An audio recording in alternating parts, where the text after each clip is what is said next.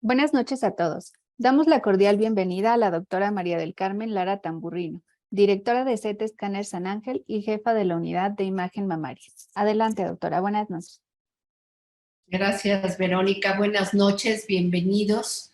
Es un gusto coordinar esta sesión virtual y gracias por acompañarnos.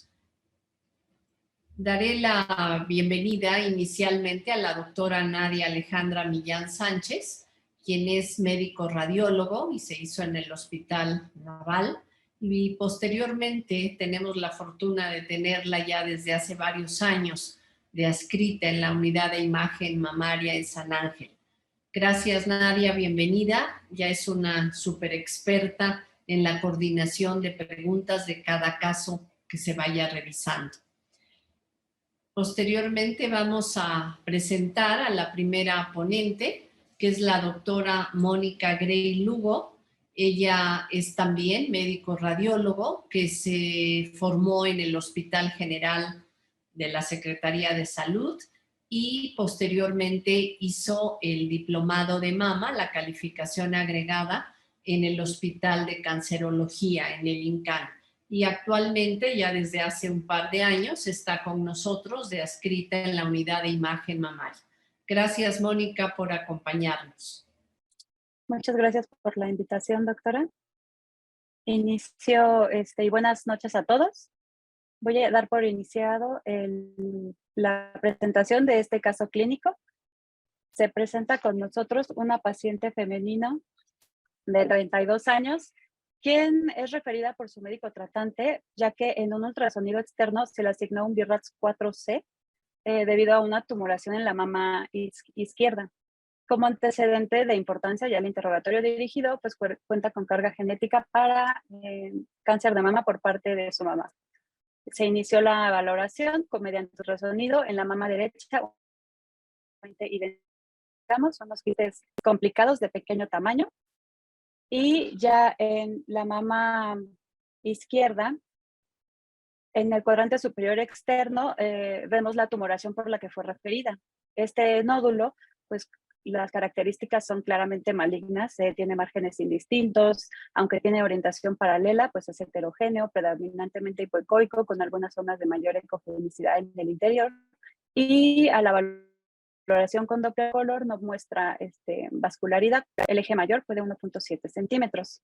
Dados los hallazgos que identificamos, decidimos la valoración mediante la elastografía, en donde tanto en la cualitativa como en la cuantitativa se demostró que era rígida. También es importante en este tipo de pacientes identificar si tiene alguna alteración. Entonces se le aumentó la valoración con el protocolo ganglionar, que incluye la región supra infraclavicular, paraesternal y bueno, la axilar, que ya la teníamos, ¿no? Fueron negativos en este caso. También es necesaria la realización de proyecciones mastográficas. En este caso le realizamos junto con tomosíntesis simultánea, craneocaudales exageradas hacia los cuadrantes externos, así como un cono con marca metálica en el sitio del hallazgo del nódulo. Esto pues para facilitar su ubicación, ¿no? Dados todos estos descriptores que les he comentado, pues se tenía que proceder a una biopsia. Esta fue guiada por ultrasonido con biopsia de corte y posteriormente es importante la colocación de un clip que también se corrobora mediante una proyección mastográfica lateral. El reporte de histopatología nos arrojó un carcinoma lobulillar infiltrante con patrón clásico grado 2, asociado a un carcinoma lobulillar in situ.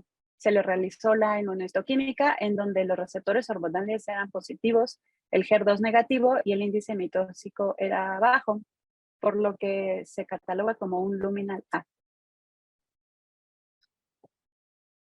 La paciente inició un tratamiento neoadyuvante y posterior a 3 meses del mismo regresó para un control ultrasonográfico, en donde en el sitio del nódulo basal, del nódulo inicial, identificamos que ha disminuido importantemente en sus dimensiones. Actualmente es en el eje mayor de 6 milímetros y pues únicamente vemos el nódulo hipoecoico y heterogéneo. igual a vascular. Persiste con el tratamiento de neoadjuvancia durante otros 3 meses y en el siguiente control, pues ya únicamente vemos que tiene mínimas variaciones en las dimensiones respecto al control previo. Y esta imagen es para ejemplificar el estudio basal cuando llegó con nosotros y posterior a la neoadjuvancia recibida. Y pues vemos la importante disminución en el tamaño del mismo. Ahora, ya para la revisión del tema, recordemos que el cáncer de mama es la principal causa de muerte por neoplasia en pacientes mayores de 25 años. Su incidencia en estadios avanzados está aumentando y también la actividad a distancia detectada en las pacientes de este mismo rango de edad. Y bueno, lo que es importante que nosotros sepamos es cuando llega una paciente con estas características, principalmente que es una paciente joven, ¿cómo vamos a abordarla? Entonces, lo primero es considerar qué patologías se presentan en ellas, ¿no? Entonces, las podemos dividir entre líquidas y sólidas, o sea, que tienen más aspecto líquido-sólido. Las líquidas, hay que considerar el hematoma, el absceso, los galactoceles y los cambios fibroquísticos, que pues es lo más frecuente. Y ya en el apartado de las sólidas, pues considerar ganglios intramamarios, fibroadenomas, papilomas y adenomas. Y pues claro, nunca olvidar que también se pueden presentar neoplasias, ¿no? Malignas. Otra característica muy importante a tener en cuenta es determinar qué riesgo presenta nuestra paciente. En este caso, pues ya de entrada, cuando llega con nosotros, pues la vamos a catalogar con un riesgo alto por el antecedente de primera línea de su mamá con cáncer de mama.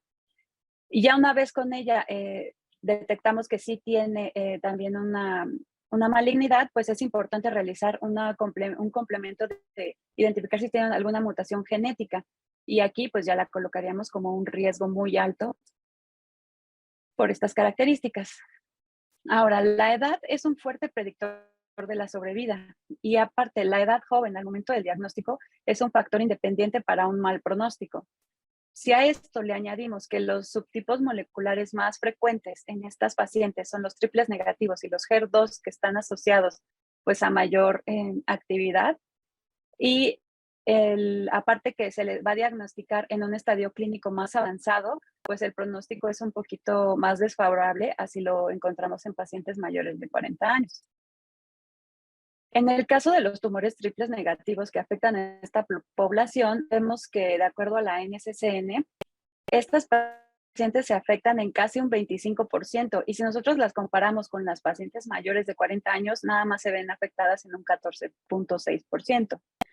Ahora, dependiendo de la expresión de las citoqueratinas basales, se pueden dividir entre los tipos como basaloides o basal-like y los no basales. Los basal-like pues tienen peor pronóstico y en ellas se expresan en hasta casi un 80%.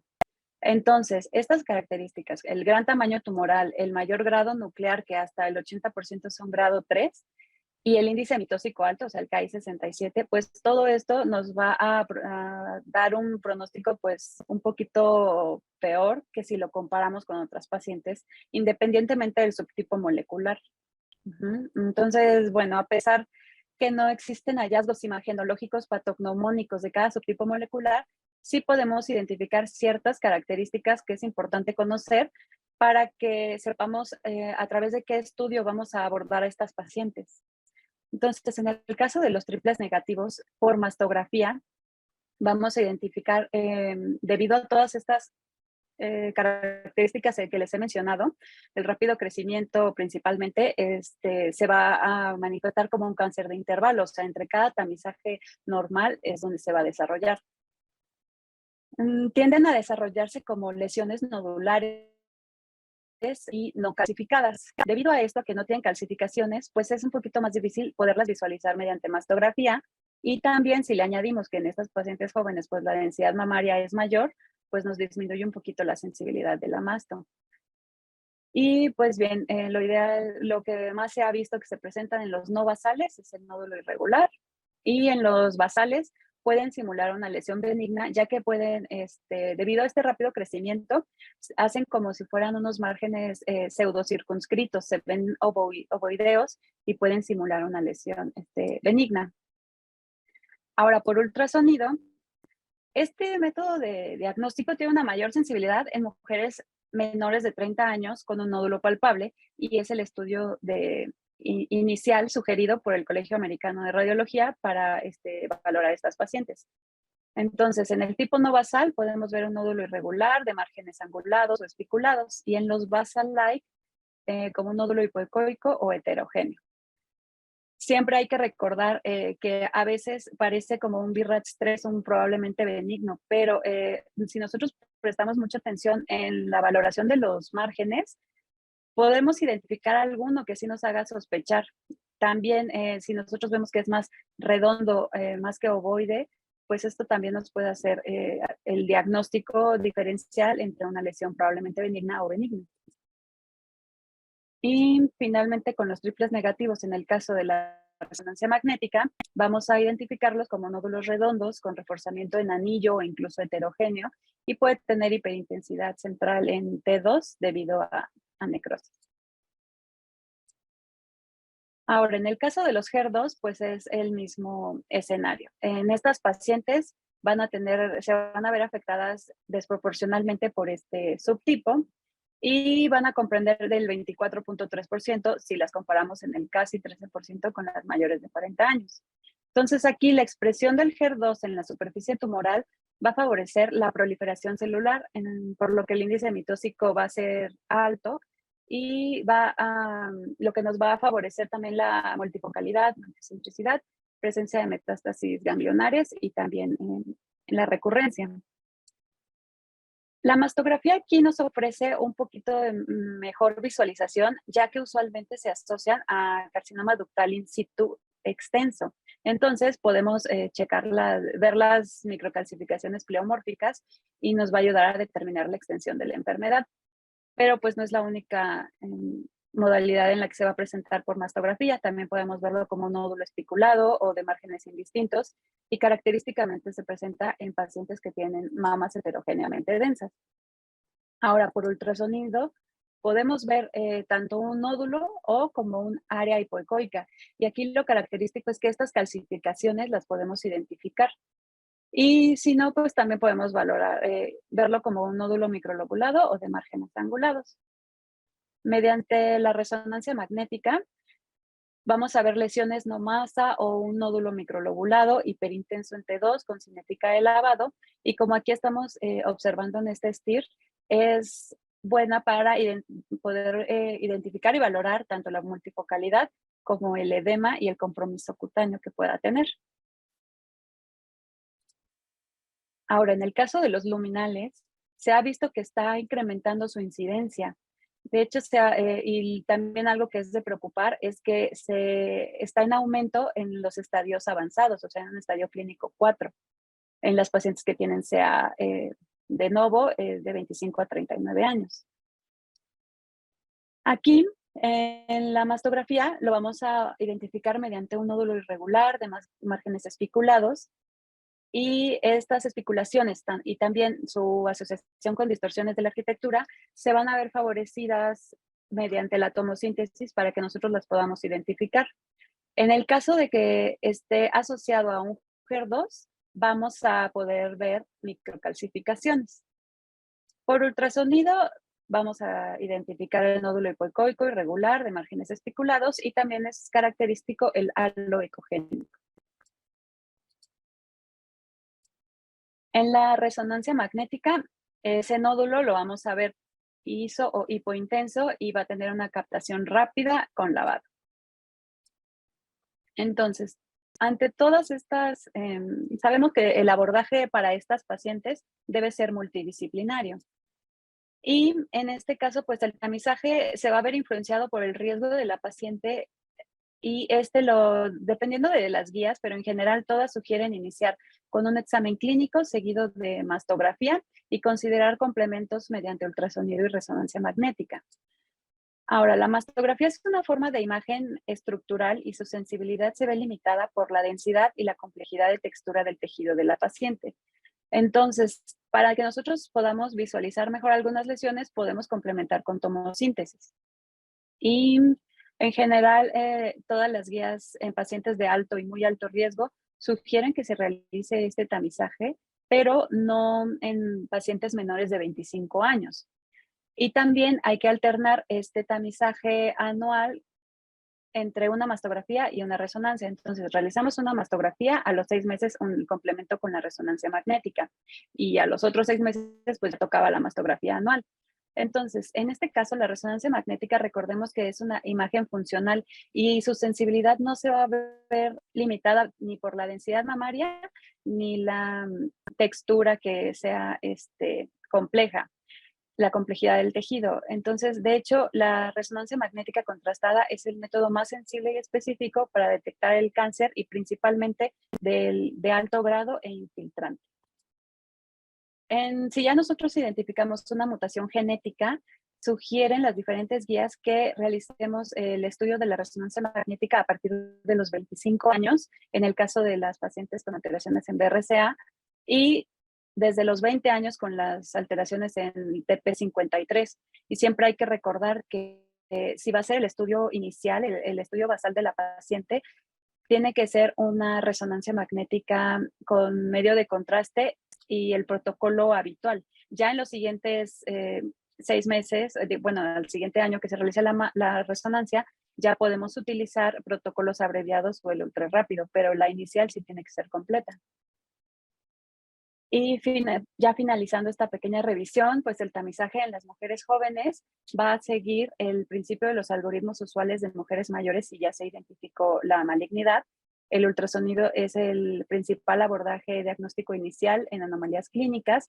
Podemos utilizar la tomosíntesis y la resonancia principalmente la resonancia para un mejor estadio, o sea, identificar mejor el estadio preoperatorio y darle seguimiento a las pacientes.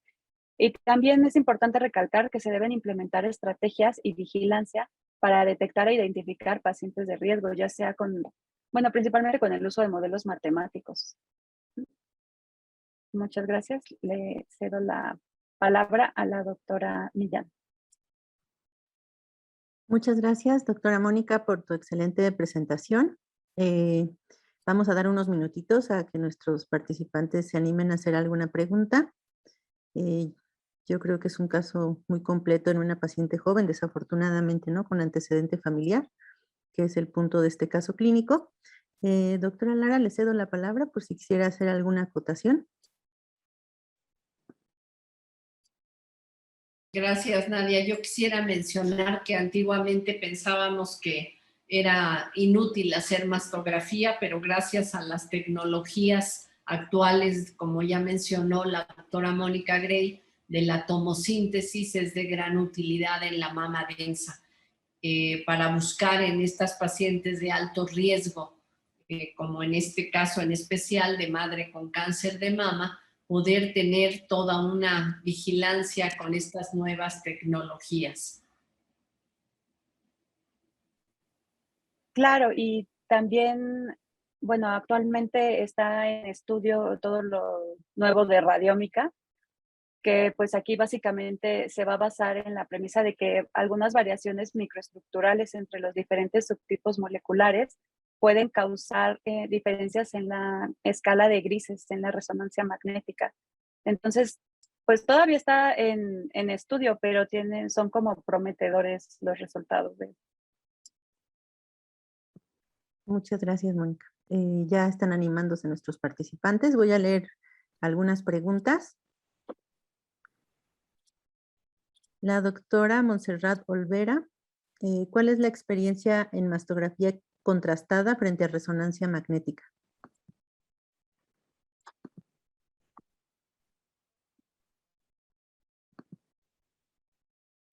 Perdón, Nadia, bueno, ambos métodos, doctora, son estudios funcionales. La mastografía contrastada es un mastógrafo digital que tiene un software especial para manejar alta y baja energía y poder ver posterior a la inyección de medio de contraste yodado endovenoso, poder etapificar una lesión. Tiene la limitante, es de gran utilidad, obviamente, si contamos con ello, y compite con la resonancia y también con los estudios de medicina nuclear. Quizás la limitante a veces es cuando sospechamos la invasión al músculo pectoral mayor y ahí se llevan las palmas en ayuda el estudio de resonancia. ya que nos permite ver el pectoral en toda su extensión. Y las otras dos modalidades, si contamos con ella, tanto medicina nuclear sería indicado si estamos viendo, por ejemplo, ganglios anormales y queremos ver a distancia de esta paciente, sospechamos que pudiera tener alguna metástasis, podemos unir PET, aunque lleva radiación, junto con la mastografía por emisión de positrones o PEM. Una tapificará localmente y en la otra a distancia. Así que contar con todo este abanico de posibilidades pues nos permite seleccionar el estudio ideal para cada paciente.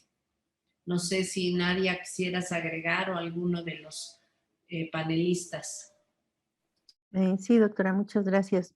Coincido con usted, pues ahorita está en boga mucho lo de mastografía contrastada. Nosotros, experiencia como tal, apenas se instaló un equipo en la sucursal de la Colonia Roma, que es CT México, pero bueno, lo que hemos leído y aprendido de otras sesiones, pues es que hay buenos resultados, ¿no? Comparados, pero bueno, la resonancia, como bien dijo usted, pues da mayor detalle anatómico, y en lugares que no se cuente con resonancia magnética, pues yo creo que es una muy buena alternativa, ¿no? Doctora Mónica, ¿a usted le gustaría agregar algo más?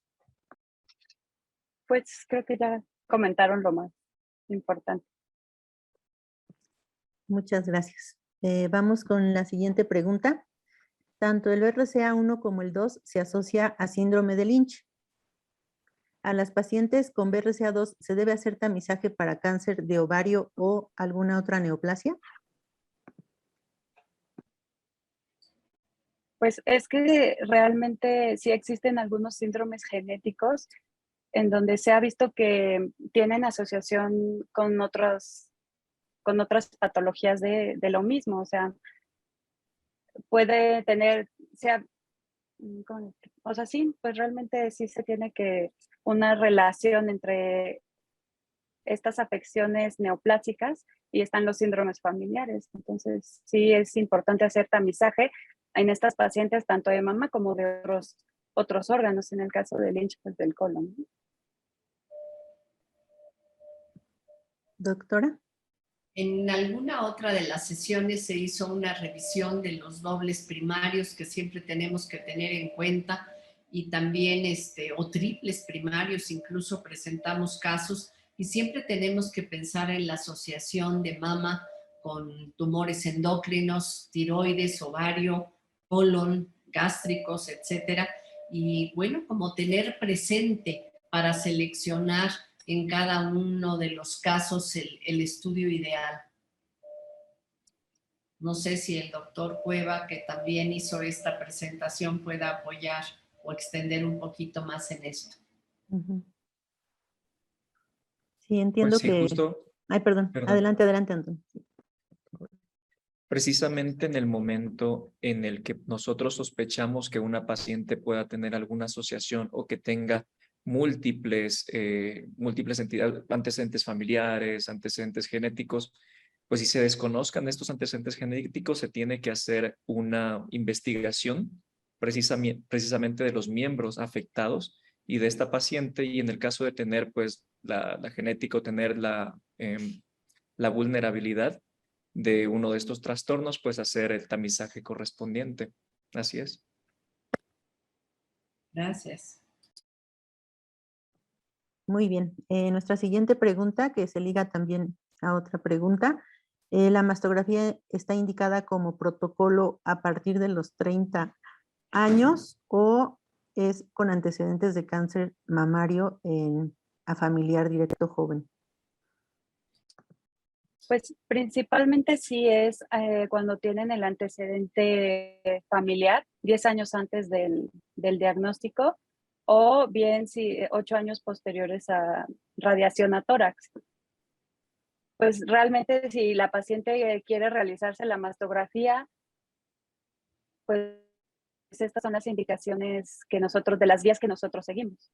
Y son lo que, pues se hacen estudios para saber si realmente va a tener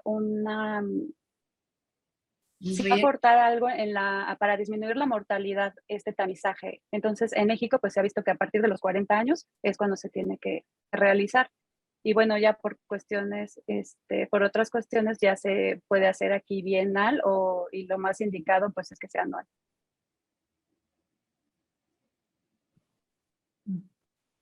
Como que hay que, personalizar tanto el diagnóstico como el manejo, ¿no? Y ver todo el interrogatorio, como ya se mencionaba, de cada paciente y determinar su grado de riesgo. Y que quede claro que, bueno, en general es a partir de los 40 años anual, si no hay un factor de riesgo con fines de detección. Pero si individualizamos, podemos tener, pues, como dicen los americanos, un diseño especial, un traje a la medida para cada paciente, ¿no? Me gustaría nada más agregar algo a esta pregunta. Actualmente hay algunas guías que mencionan DCR que a partir de los 30 años todas las pacientes se deben de someter a una evaluación de riesgo para determinar si se requiere una mastografía antes de los 40 años. Sí coincide con lo que nos comenta la doctora. Muchas gracias, Héctor. Ahora vamos con una pregunta interesante, doctora. Yo sé que a usted le va a gustar. Dice, para las pacientes que tienen endometriosis severa y se atienden con anticonceptivos o que toman medicamentos para estimulación ovárica, ¿podrían ser pacientes potenciales para desarrollar cáncer de mama? O sea, realmente son inductores de ovulación, el famoso MIFIN, ¿no?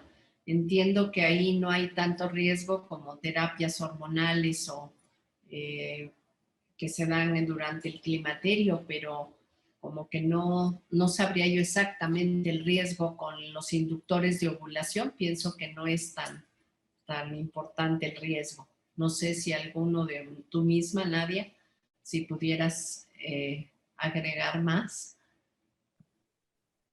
A ver si alguien de nuestros compañeros nos quiere apoyar. Pues aquí también depende el tiempo y qué tipo de hormonales son los que se están utilizando. Entonces, pues finalmente el tejido mamario es un tejido hormonosensible. Si lo estamos estimulando, pues estamos alargando esta vida de la mama, del tejido, en el que se puede favorecer el desarrollo posterior de alguna neoplasia. Existen también algunas calculadoras médicas, matemáticas, que nos pueden también ayudar un poquito para establecer estos diagnósticos. Bueno, y estos riesgos. Ojalá si hubiera algún clínico entre los asistentes que igual nos pueda ampliar esta pregunta, se lo agradeceríamos mucho. Y bueno, por el momento son todas, doctora. Doctora Mónica, doctora Lara, muchas gracias. Y le cedo la palabra. Bueno, el siguiente ponente, me da mucho gusto presentarlo, es el doctor Héctor Ábalos de la Torre. Él también es médico radiólogo con calificación agregada en la fundación de FUCAM y es adscrito a la unidad de imagen mamaria de CTE San Ángel. Gracias, Héctor, por participar. Adelante, te dejamos la palabra. Muchas gracias, doctora, por la oportunidad de participar en esta sesión nuevamente. Y bueno, esta paciente, este caso, corresponde a una paciente de 72 años, quien cuenta con antecedentes personales patológicos de cáncer cérvico-uterino en el año 2000 y posteriormente en el año 2008 con cáncer de mama derecha, el cual fue tratado mediante cirugía conservadora y radioterapia. Actualmente la paciente solamente acude a revisión. Y bueno, en el archivo electrónico contamos con imágenes del año 2020, en donde podemos observar que en su estudio, esta mastografía muestra un patrón fibroglandular con algunas calcificaciones aisladas y cambios postquirúrgicos en la región axilar. Estos hallazgos los corroboramos en las imágenes craneocaudales. Y en el estudio más reciente del año 2022, vemos, bueno, nos llama la atención que en la mama izquierda hacia los cuadrantes superiores, en el tercio medio, una zona de mayor densidad que se corrobora en las proyecciones craneocaudales y la localizamos en el cuadrante superior externo. Se realiza un ultrasonido complementario y no vemos una traducción ecográfica, por lo tanto, este estudio se concluye como una nueva asimetría en la mama izquierda. Por lo tanto, le corresponde una categoría BRATS 4B. Es por eso que se le sugiere realizar una biopsia guiada por estereotaxia, tomosíntesis, para determinar el origen de esta lesión. La paciente acude con nosotros, se realiza esta biopsia. Aquí tenemos algunas imágenes en video de la toma de la muestra y posterior a la toma de la biopsia. El resultado de patología que arrojó la biopsia fue un carcinoma ductal infiltrante.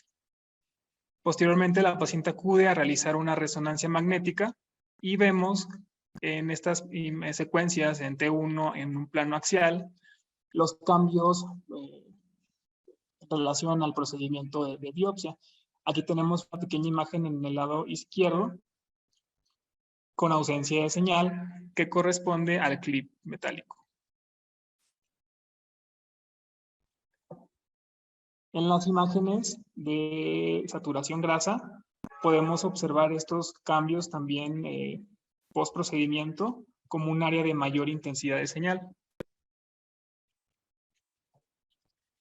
En las imágenes axiales, sagitales en T2 FATSAT, vemos estos mismos hallazgos. En la secuencia de difusión y mapa ADC no vemos zonas de restricción. Y posterior a la administración del contraste, vemos una pequeña zona que refuerza, una zona de realce no masa. Esta paciente se decide llevar a un tratamiento conservador y se realiza un marcaje para escindir el área de la lesión. Aquí vemos cómo se introdujo el arpón y que está adyacente al marcador. Y bueno, pasando a la parte de revisión, centré esta revisión en el tema de asimetrías en desarrollo. Y recordemos que una asimetría por definición es un área de mayor densidad que va a tener grasa entremezclada. De acuerdo a BIRATS, estas las podemos clasificar de acuerdo a en cuántas proyecciones podemos verla. Si solamente la vemos en una proyección, hablamos únicamente de asimetría. Si vemos una imagen que se repite en dos proyecciones, entonces podemos hablar de asimetría focal, global o en desarrollo de acuerdo a la cantidad de tejido y a la cantidad que ocupa en la mama. Una asimetría en desarrollo se define como nuevas asimetrías focales o que no estaban visibles en mastografías previas. Cuando hablamos de una asimetría en desarrollo, también hasta un 15% de los casos estamos ahondando en lesiones malignas, las cuales pueden ser carcinoma invasor o un carcinoma ductal in situ o una mezcla. Se han reportado que hasta en un 13% de las mastografías de tamizaje podemos encontrar este hallazgo y hasta en un 27% de las mastografías diagnósticas. También es importante señalar que cuando las encontramos asociadas a otros hallazgos como distorsión, calcificaciones o nódulos palpables, esto nos va a elevar la probabilidad de malignidad. ¿Qué herramientas nos son útiles para poder evaluar estos hallazgos? Bueno, en cuanto a la mastografía, podemos emplear otros complementos como las proyecciones adicionales. En el caso de los conos de compresión, esto nos va a ayudar a colocar o a hacer presión en un área determinada de la mama para poder, digamos, dispersar el tejido. Si estas lesiones ya no persisten después del cono, pues podemos bajar nuestra sospecha. Tenemos que recordar y tenemos que estar bien atentos a que el área de interés esté dentro del área del cono de compresión. Aquí tenemos un caso. Es una paciente obtenida de la literatura. En la imagen de en medio corresponde al estudio actual de la paciente, que podemos observar una proyección craneocaudal y una zona de mayor densidad hacia el cuadrante externo. Se realiza, se compara con el estudio previo y vemos que esa imagen no existía. Entonces se realiza un cono de compresión y vemos que esa zona de tejido dispersa, por lo cual pues solamente correspondía a sobreposición. Como dato interesante, esta paciente había bajado de peso entre sus dos estudios y esto puede ser un motivo por el cual se desarrolló esta imagen. Otra herramienta que no son útiles son las proyecciones roladas. Estas proyecciones consisten en, bueno, son útiles cuando tenemos un hallazgo visto en una proyección craneocaudal y consisten en hacer desplazar el tejido de un lado hacia el otro. Es decir, si tenemos una imagen hacia un lado medial, pues podemos desplazar el tejido hacia la región lateral y viceversa. También nos va a ayudar a determinar si esto se trata de una sobreposición o una lesión verdadera. En esta tenemos un ejemplo. Es una paciente que en su proyección craneocaudal de la mastografía de revisión presenta una pequeña asimetría hacia la interlínea de los cuadrantes. Bueno, les comentaba de este caso donde tenemos una asimetría en la interlínea de los cuadrantes. Se realizan proyecciones roladas tanto hacia medial como hacia lateral y vemos que esta imagen persistió en la misma forma y tamaño. A la paciente se le indica una resonancia y vemos que esta imagen persiste y es verdadera. Se realiza una biopsia y el diagnóstico de esta lesión fue un carcinoma ductal infiltrante. Otra de las herramientas que no son útiles también son las proyecciones laterales. Estas nos sirven más cuando tenemos un hallazgo visto en las proyecciones oblicuas. Consiste en tener una posición en 90 grados de la mama. Y aquí les presento otro caso en el cual en una mastografía de una paciente se encontró esta imagen o en esta área de densidad que si la comparamos con el estudio previo no existía. Se realizó una proyección en lateral donde evidenciamos que la imagen persiste y nuevamente a esta paciente se le realizó biopsia y correspondió a un cáncer. También podemos hacer uso de la tomosíntesis. Esta es una herramienta que nos mejora la sensibilidad y la especificidad de nuestros estudios. Permite una visualización en tercera dimensión. Obtenemos imágenes de 1 milímetro de espesor y podemos hacer incluso una vista en modo cine. ¿Cuáles son otros de los beneficios? Pues que nos va a reducir los efectos de suma y de radiación en el caso de que estemos utilizando una tomosíntesis sintetizada. ¿Cuáles serían las desventajas? Pues el mayor tiempo de interpretación y el mayor costo. Aquí tenemos otro ejemplo. Es una imagen en proyección craneocaudal de la mama izquierda, donde podemos ver señalada con esta flecha un área focal de tejido. Se realiza la tomosíntesis y vemos que en algunos de los cortes persiste esta imagen ya de aspecto nodular. Se realiza un ultrasonido intencionado y efectivamente corrobora a un nódulo hipoecoico ovalado con algunos márgenes angulados y también correspondía a un cáncer.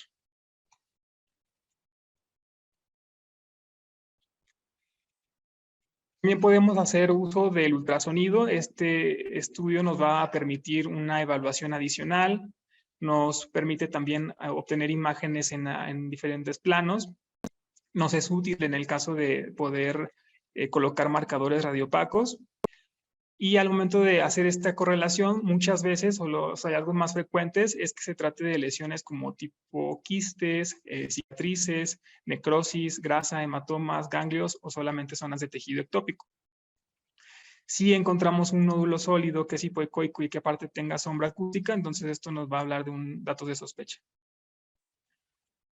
Aquí tenemos unas imágenes en una proyección oblicua de mama izquierda, donde vemos señalado con flecha hacia la cola de la mama esta pequeña zona de tejido, bueno, de densidad, al cual se le realizó un cono de compresión y vemos que persiste esta imagen. Se realiza un ultrasonido intencionado, corresponde a esta lesión, bueno, a esta imagen, que es un poco más hiperecogénica al compararla con la grasa.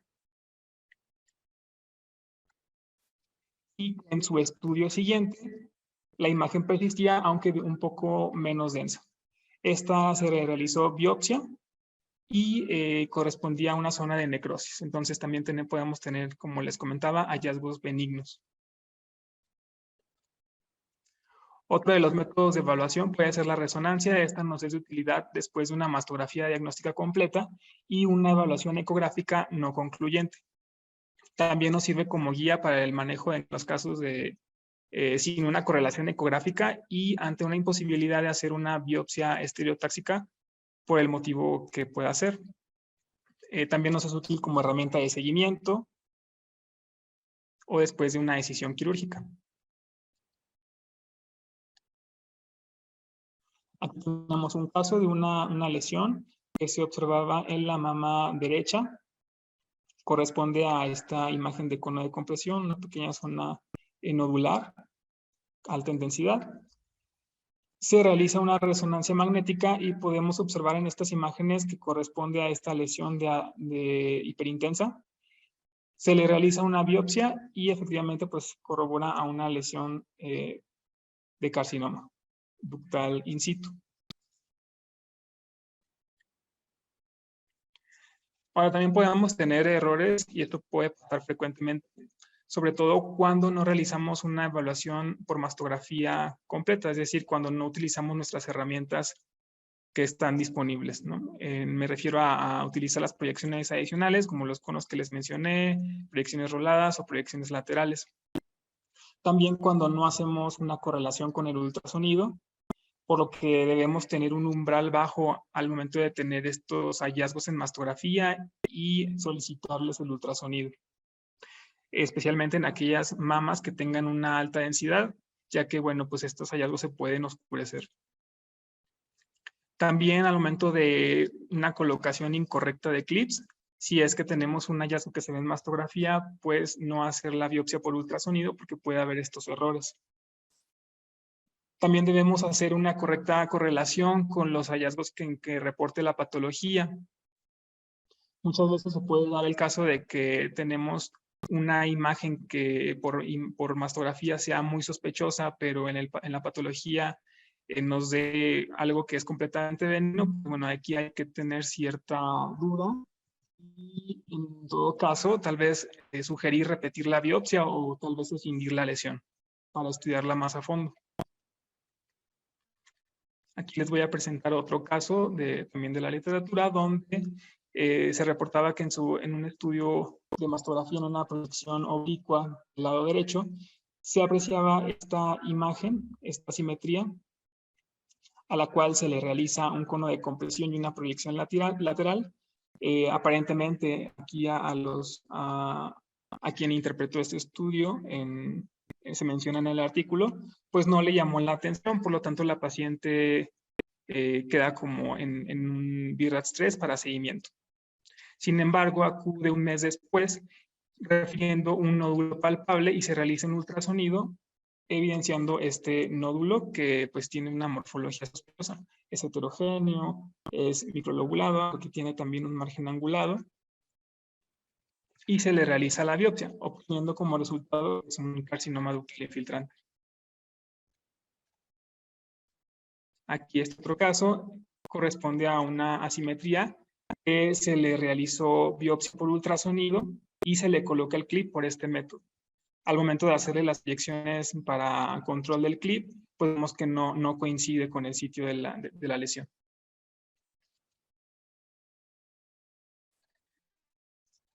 Bueno, ya casi para terminar, ¿cuáles podrían ser las causas de una asimetría en desarrollo? Podemos clasificarlas en benignas y malignas. De las benignas más frecuentes tenemos a los quistes, cambios fibroquísticos o fibroadenoma. También recordar que la pérdida de peso o ganancia de peso nos puede dar estas imágenes.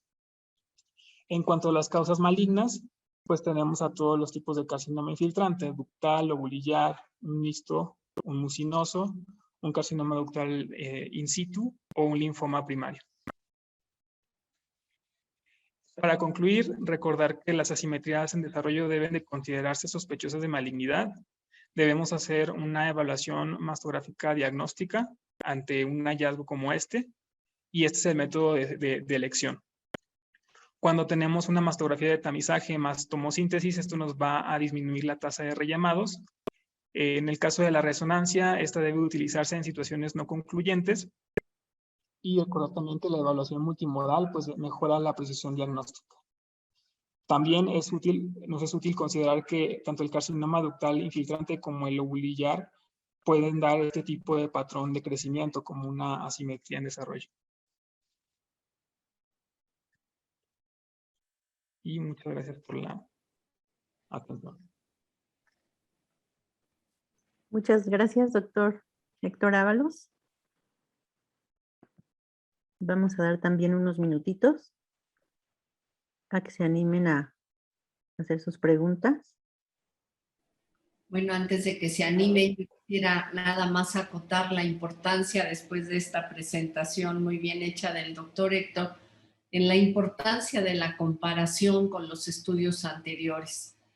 Debo de reiterar que en su oficina no son útiles y que nos cuesta mucho trabajo hacer la comparación. A veces llegan con 4 o 5 estudios, pero muchas veces nos permite hacer un diagnóstico temprano o evitar un procedimiento que estemos recomendando si ya está existente. Así que los medios electrónicos nos ayudan, pero no siempre contamos con todos los estudios, así que de veras la insistencia de la comparación es vital. Muchas gracias, doctora. El doctor Israel Quiroz, ¿cuál es su experiencia de asimetrías sospechosas en pacientes con antecedentes quirúrgicos? ¿Cómo es su abordaje? Bueno, lo más frecuente que vemos después de un antecedente quirúrgico es más bien ver distorsiones de la arquitectura, no tanto asimetrías. Entonces aquí nos es útil pues ver tanto en la historia clínica, ver los sitios referidos donde se hizo el procedimiento y bueno, palpar a la paciente, ver la ecografía intencionada hacia el sitio de donde se hizo pues el abordaje quirúrgico, compararlo con estudios anteriores, como bien mencionaba la doctora Lara, y en el dado caso de que este hallazgo sea muy sospechoso, pues solicitar otros estudios, resonancia magnética, PEM, o incluso llegar a una biopsia. Pero esto ya cuando realmente nos da una sospecha alta. Yo quisiera insistir aquí en que los radiólogos tenemos que estar empapados de toda la parte clínica, como ya menciona Héctor, y aprender, como ustedes los clínicos, a palpar a un paciente. Muchas veces ante una cicatriz y palpación negativa, pues corroboramos que se trata de esa entidad. Pero si vamos y palpamos a esa paciente donde hay un área de distorsión y hay un nódulo palpable, pues eso hasta que no se demuestre lo contrario es un cáncer. Y ese es el signo del Le Bon positivo, ya que nos permite palpar un tumor mucho más grande debido a la reacción desmoplásica. Así que el integrar la clínica y la imagen es indispensable, así como la comparación. Y cada vez, bueno, hay mayor procedimientos quirúrgicos, no solo de cirugía conservadora, radiación, sino también cosméticos, que tenemos que estar empapados los radiólogos de todos estos procedimientos que nos dejan cambios en la mastografía. Muchas gracias. Pues sí, realmente son un desafío, ¿no? Pacientes con tratamientos quirúrgicos son un desafío, incluso cuando no son, pues, por un antecedente de cáncer, que generalmente a estas pacientes pues les damos un seguimiento semestral para ver la evolución, ¿no? de esa área quirúrgica y de los cambios en el caso de que hayan recibido radioterapia, pues sí tenemos que dar una vigilancia estrecha. Pero sí coincido con Héctor que cuando hay antecedente quirúrgico, la presentación es más distorsión. Puede haber asimetría, pero en cuanto a tamaño o volumen o cantidad de tejido glandular. Si quieren, comentamos por lo pronto la pregunta de la doctora Ofelia Gómez, que nos dice que en una paciente de 46 años sin historia familiar, mastografía y ultrasonido reporta probable lipoma, no hay flujos y bordes lisos de 7 milímetros, considera hacer biopsia dirigida por ultrasonido o solo vigilancia. Pues todo indica que es algo benigno. Considero que con una vigilancia sería suficiente si está sospechando de un lipoma. La doctora Isabel Palacios, que también es una radióloga dedicada a mama, nos comparte su experiencia con las inyecciones de bioestimuladores como el ANS o Radies. Ha visto casos que también producen asimetrías. Lo que nosotros hemos visto de unos años hacia acá es la inyección autóloga de grasa en mamas. Pareciera algo muy, muy tranquilo. yo diría que bien tolerado por la paciente, pero algunas en estudios de imagen realmente hacen áreas gigantes de necrosis grasa y realmente difíciles de evaluar, aunque sea un procedimiento más tolerado, por decirlo así, o más noble porque es de la misma paciente, pero a nivel de imagen sí, algunas pacientes crean unas áreas de necrosis grasa muy grandes. Muchas gracias por sus buenos comentarios. Bueno, ahora voy a presentar al siguiente y último ponente en esta sesión y es el doctor Antonio Cueva Guerrero. Él es médico radiólogo formado en el grupo CT Scanner y actualmente está cursando el diplomado en imagen mamaria. Así que es un gusto presentar al doctor Antonio. Adelante. Muchas gracias, doctora, y buenas noches a todos los asistentes. Voy a presentar el caso de una paciente de 58 años que acude para una revisión de placas realizadas fuera de esta unidad, donde le dieron un BIRATS 4B, no reporta antecedentes heredofamiliares, patológico-personales o de uso de terapia hormonal. Entonces, a esta paciente se realizaron proyecciones laterales bilaterales con cortes de tomosíntesis, donde inicialmente se aprecia tejido heterogéneamente denso y de predominio derecho, sobre todo en el cuadrante inferior. Sin embargo, ante una inspección detallada, llama la atención un área de distorsión en la arquitectura en el cuadrante superior, tercio posterior de la mama izquierda, misma que en los cortes de tomosíntesis nos da esta tradicional morfología estelar con un nódulo central. En el ultrasonido complementario se puede observar en el cuadrante correspondiente al hallazgo previo un nódulo hipoecoico irregular de márgenes angulados y que produce sombra sónica, sin ninguna adenopatía asociada de ese mismo lado. Asimismo, se ve un quiste simple en el lado derecho que no tiene mayor relevancia. Se le colocó una marca metálica a la paciente y se corrobora que el nódulo visualizado por ultrasonido corresponde con el área de distorsión en arquitectura por la mastografía. A la paciente finalmente se le concluye con un BIRATS 4C, siendo necesaria una corroboración histopatológica. Ahora, como es de conocimiento de todos, al ser el ultrasonido el método por el cual se puede caracterizar este nódulo en este tipo de estudio, se realizó la toma de biopsia con aguja de corte guiada por el mismo método, donde podemos observar cómo la aguja atraviesa la lesión de interés y posteriormente se coloca un clip metálico, mismo que fue corroborado mediante 2 proyecciones mastográficas. Aquí les dejo un zoom para que puedan ver el área de distorsión en la arquitectura y el clip correspondiente. Posteriormente, el resultado de patología concluyó como una cicatriz radial y cambios de células columnares. Al ser la cicatriz radial una lesión que puede estar asociada con otros diagnósticos, se decide un marcaje mamario con colocación de arpón mediante la vía lateral externa, lo cual permite al cirujano una planeación quirúrgica mucho más precisa y poder excisionar esta lesión completamente. Finalmente, se reportó la pieza como un adenocarcinoma bien diferenciado de tipo tubular, grupo 2 de la clasificación de Scarp-Lund-Richardson, sin necrosis o permeación vascular, con lesión en márgenes quirúrgicas inferior y lateral.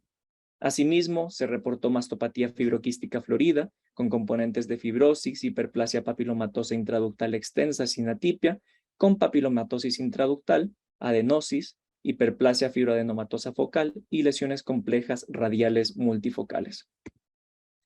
Haciendo un breve resumen de lo que es la cicatriz radial, ahondemos un poco en el tema como un diagnóstico diferencial de lesiones malignas. La cicatriz radial, a pesar de que su nombre lo indica como una cicatriz, no trata de una cicatriz verdadera, sino de entidades idiopáticas que no están relacionadas con antecedentes de cirugía o de trauma. Vale recalcar que cuando es mayor de 10 milímetros se denomina como una lesión esclerosante compleja y tiene mayor prevalencia en mujeres entre los 30 y 60 años. Dentro de su fisiopatología se infiere que es una reacción inflamatoria crónica la que induce una actividad miofibroblástica y que condiciona la morfología tradicional de esta cicatriz radial. Tiene una incidencia de 0.9 por cada 1000 mastografías de acuerdo a Tabari-Dean y se recomienda en todos los casos biopsia corte aspiración con aguja gruesa debido a su alto porcentaje de asociación con otras entidades.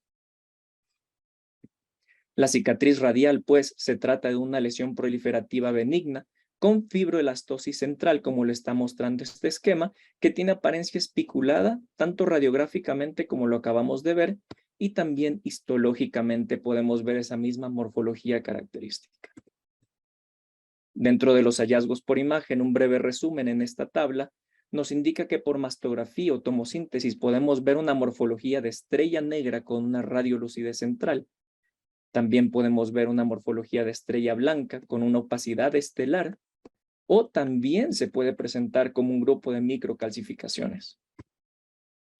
Mediante el ultrasonido, en cambio, lo vemos como una masa irregular, hipoecoica, o como un área de distorsión en el parénquima con unos bordes mal definidos. Lo podemos apreciar asimismo ya como una masa de márgenes circunscritos, ya pueda ser redonda o pueda ser ovalada. Puede no haber una masa ni tener algún tipo de nódulo discernible, sino más bien ser como un área que presenta sombra acústica posterior, o definitivamente puede ser no visible en el ultrasonido, lo cual nos denota una vez más la importancia de la mastografía como un método de tamizaje ante este tipo de lesiones.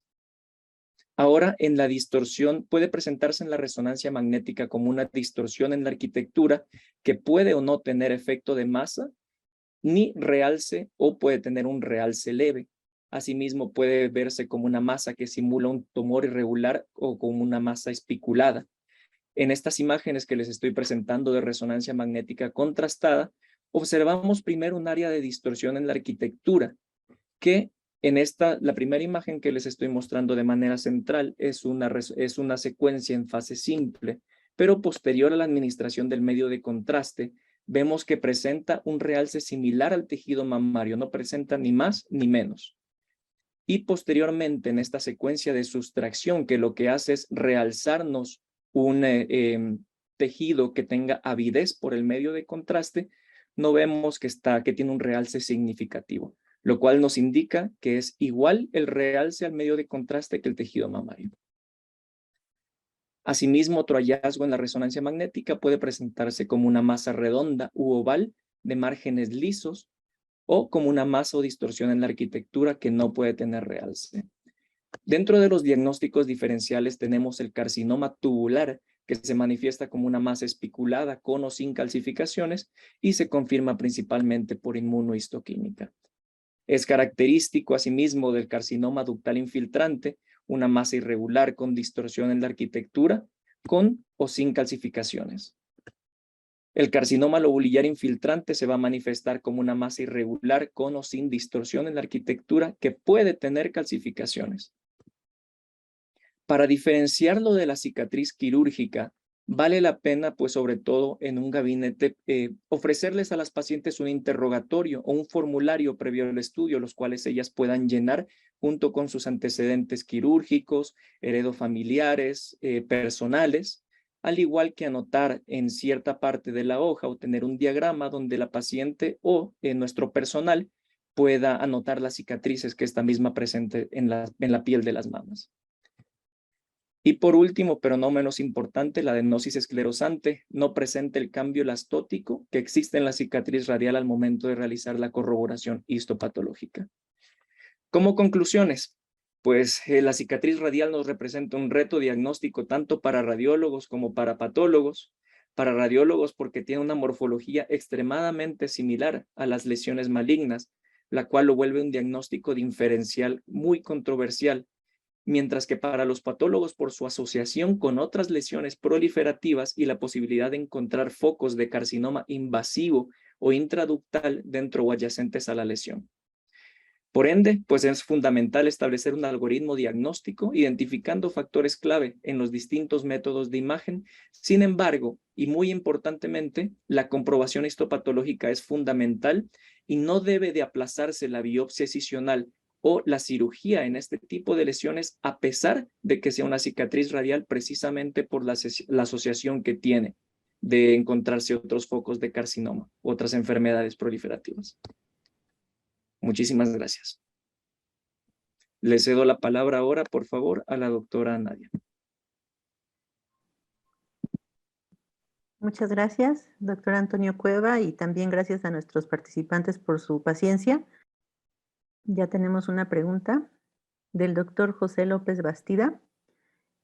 ¿Por qué no se realizó la biopsia por estereotaxia? Sé que se veía por ultrasonido, pero me parece más preciso el primer método. Yo quisiera comentar, Nadia, perdón, Antonio, ya me adelanté. La verdad es que si se ve por ultrasonido, la indicación es por ultrasonido, que es la vía más tranquila, mucho más cómodo para la paciente, menos costosa, está en una posición cómoda y no hay radiación. Si tenemos la menor duda y tenemos la máquina, por supuesto, pues si no tiene traducción por ultrasonido hay que utilizar la estereotaxia con tomosíntesis o simple, pero contar con nuevamente con toda esta tecnología sin, sin pasar de largo, que buscamos también la comodidad y los costos de la paciente, como en este caso. Y bueno, yo quisiera también adelantar que nuestra obligación con la frecuencia que mencionaba el doctor Antonio baja de la cicatriz radial, nuestra obligación es pensar en malignidad y hacer todos estos diagnósticos diferenciales. Muchas veces es indistinguible de una lesión maligna, o también, como ya lo mencionó él, pues la asociación con los carcinomas tubulares. Entonces, muchas veces estas pacientes terminan en biopsia escisional. Gracias, Dani. Desafortunadamente, y tal y como lo menciona la doctora Lara, precisamente, al tener una de estas lesiones, una distorsión en la arquitectura, a pesar de que tenga, a pesar de que se repiten varias placas, a pesar de que pueda aparecer en la histopatología como una cicatriz radial, tenemos que pensar mal y creer que puede estar asociado, que en esos bordes puede coexistir con otro tipo de patologías. Entonces siempre es imprescindible realizar una escisión de este lugar. Correcto, o sea, es de exclusión, ¿no? Ya agotaste todas las posibilidades y ya, pero sí es difícil el diagnóstico. En cuanto a la pregunta del doctor, sí entiendo que pudiera haber sido como que menos subestimado, pero aún así en ese método hubiera sido tal vez difícil.